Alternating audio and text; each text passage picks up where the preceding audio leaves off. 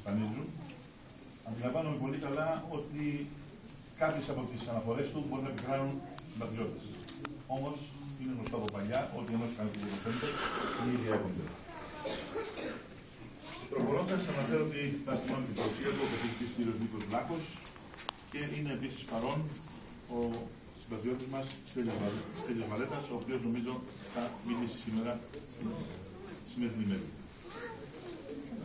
Ναι, ο Στέλιος ο Βλάχος είναι ο καθηγητής του Πανεπιστημίου της Θεσσαλίας, Ο Νίκος. Πριν προχωρήσω στην του νομικού κυρία Μέρη Κιακολιού, επειδή το πρόγραμμα γράφει ότι πρόκειται να μιλήσω, δεν είναι ακριβές. Είναι μέσα στις προθέσεις μου να κάνω μια συνολική κριτική στο σύγγραμμα. Για να πω στη θέση πολλά πράγματα, τόσο για την Όλυμπο, όσο και η άλλα που είναι της Καρπάτου. Ήδη στις 13 του μηνός Αυγούστου, με έκανε τιμή ο κ. Μελάς να με προσκαλέσει στις μελετές και να τοποθετηθώ πάνω σε όλα τα σημεία του βιβλίου που αφορούν την 5η Οκτωβρίου του 1944. Ασφαλώς με τον ίδιο τρόπο θα αντιμετωπίσω τις υπόλοιπες ενώσεις του βιβλίου, ώστε να μπορεί στο μέλλον να αποτελέσει ένα χρήσιμο βοήθημα για κάθε συμπατριώτη ή μη που θέλει να ασχοληθεί με αυτή την ιστορική περίοδο. Γιατί πρέπει να είμαστε δίκαιοι. Μέσα στο βιβλίο υπάρχουν πολλά χρήσιμα και σπουδαία πράγματα που καταγράφονται. Αλλά είναι τέτοια η μίξη με άλλα αξιοπερίεργα και αξιοκατάκριτα που νομίζω αν δεν ξεχωρίσει γύρω από το σιτάρι δεν πρόκειται να βοηθήσει την ιστορική έρευνα της Καρπάτου. Θέλω να μην καθόλου. Να πω όμως κάτι. Εγώ θα παρακαλέσω τον Γιώργο Σταμπανάκη, δεδομένου ότι η καλή ανακοίνωση του δασκάλου του Μανώλη του Κρητικού άρχισε το κείμενο, το οποίο όμως εγώ προσωπικά δεν κατάλαβα τι ακριβώς είχε γίνει εδώ κάτω που λέει αυτός ο Μακρύς. Τι ακριβώς. Όχι, Μανώλη, πρέπει να είστε εδώ τη γνώμη. Να ακούσει το Σταμπανάκη τι θα πει για το συγκεκριμένο ζήτημα, το οποίο είναι το επίδικο. Εγώ δεν άκουσα, γιατί το ξέρω καλά. Ούτε διάβασα το βιβλίο εγώ αυτό. Ακούω ακριτομύθι. Λοιπόν, να μας πει λοιπόν ο Σταμπανάκη που ξέρει το θέμα καλύτερα, και επειδή ο Μανώλης ανέφερε με τον παππού του όλη την ιστορία του πατέρα του, την προσφορά του στην πατρίδα και τις μεγάλες δυσκολίες που είχε από τα παιδικά στρατεύματα της Ιταλοκρατίας, να μας πει ο Γιώργος ο Κρητικός και πριν μιλήσει η Μέρη με το νομικό μέρος αυτού του ζητήματος, τι ακριβώς γράφει εδώ περί χειροκάμψη και τέτοια και χαροκαιριομέργη και καπνά, για να ξέρουμε το θέμα. Ίσως θα πρέπει να διαβαστούν τα αποσπάσματα και θα παρακαλούσα την κυρία Μέρη Κιακολιού να διαβάσει τα σχετικά σημεία για να γίνει κατανοητό το θέμα μας και να τοποθετηθούμε αναλυτικότερα. Επειδή εγώ ούτως ή άλλως το κείμενο αυτό το έχω εντάξει μέσα στην μελωδία, να ξεκινήσω ή να ξεκινήσεις και θα συμπληρώσω το θέμα. Ωραία. Καταρχήν, θα ήθελα να ευχαριστήσω όλους εσάς, να σας ευχαριστήσω και να σας ευχαριστήσω για την παρουσία σας. Μας τιμάτε απόψε και να ευχαριστήσω το Καρπαθιακό Κέντρο Έρευνας του Πολιτισμού και φυσικά τον καθηγητή κ. Μανώλη Μιλά για την μεγάλη τιμή που μου έκανα να με επισκεφτούν ώστε να τοποθετηθώ στα πλαίσια ενός τόσο σημαντικού θέματος και στα πλαίσια ενός τόσο σημαντικού θεσμού που είναι η πολιτιστική συνάντηση Καρπάθη και η ημέρα του Καρπαθίου μετανάστη. Αυτό το θέμα για το οποίο συζητάμε είναι ουσιαστικά ένα θέμα τιμής για όλους μας. Όπως είπαμε προηγουμένως, η Στέγη Γραμμάτων των Τεχνών έχει εκδώσει αυτό το βιβλίο στα χρόνια του πολέμου όλων που συλλογείται στις τελευταίες. Συγγνώμη, Μέρη, πίσω δεν ακούνε. Θα μιλήσω πιο δυνατά. Επαφορμή της. Μ' ακούτε? Αν πειράζει. Επαφορμή της σημερινής ομιλίας μου, ακούτε μέχρι πίσω? Αν κάνετε και λίγη ησυχία θα είναι ακόμα καλύτερα.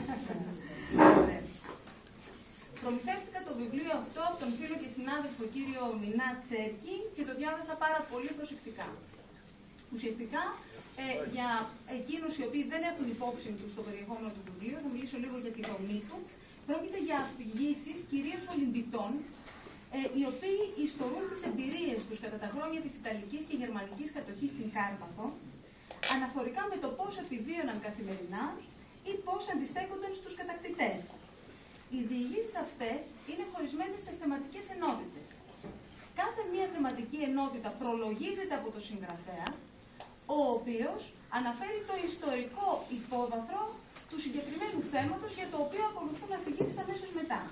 Στην αρχή του βιβλίου υπάρχει και μία εκτενέστερη εισαγωγή του ίδιου του συγγραφέα, ο οποίος αναφέρεται στα κίνητρά του για την συγγραφή αυτού του βιβλίου και επίσης αναφέρεται στο πώς εργάστηκε για να καταλήξει στη συγκεκριμένη μορφή αυτού του βιβλίου και το καθεξής.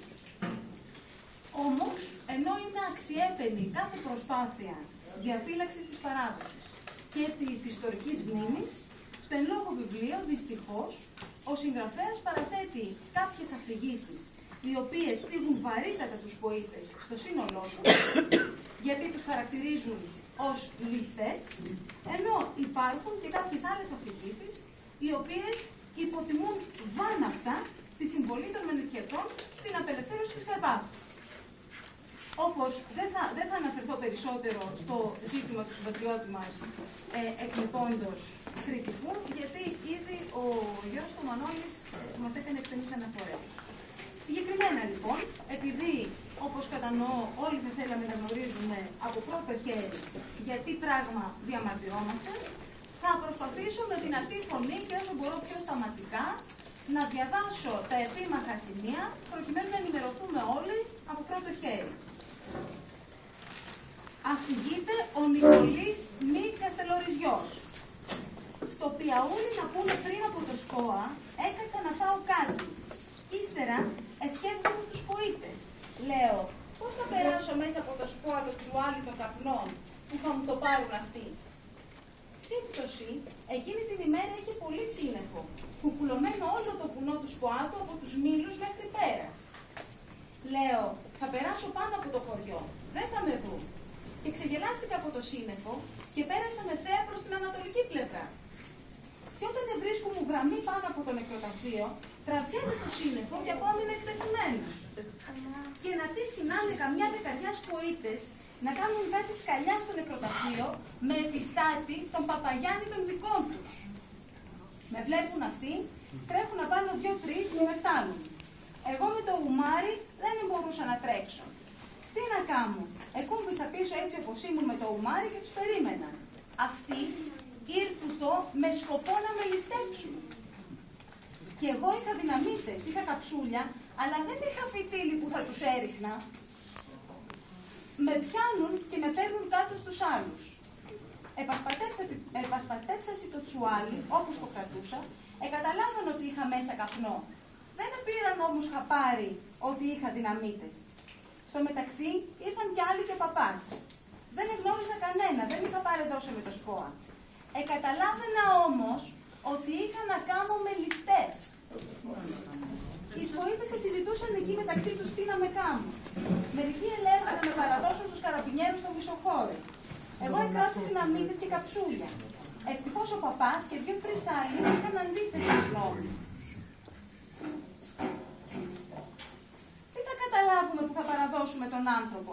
Ας τον αφήσουμε να φύγει και να μας δώσει και κανένα πακέτο καπνό. Εγώ επρόσεχα να μην πάρει κανείς τίποτε.